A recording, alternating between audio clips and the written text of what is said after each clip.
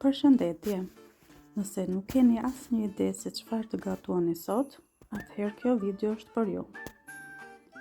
Ju duhen vetëm makarona, domate dhe djath. Siç e shikoni, fusim 10-15 minuta në furrë domatet dhe djathin sa të zbuten.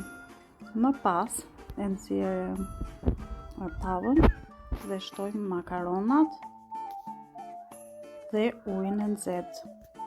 Mos të harrojmë që djathin duhet ta fërmojmë me 2 pironjë e bërona në këtë rast. Dhe kam shtuar salcë të bërë vetë. Ju mund të përdorni më shumë domate nëse keni dëshirë. Pasi shtojmë ujin e nxehtë, e fusim përsëri për 15 minuta në furrë. Dhe në fund, sipas dëshirës, mund t'i shtojmë djath kaçkavaj sipër, djath të grirë. Doli shumë e shijshme dhe bëhet shumë shpejt.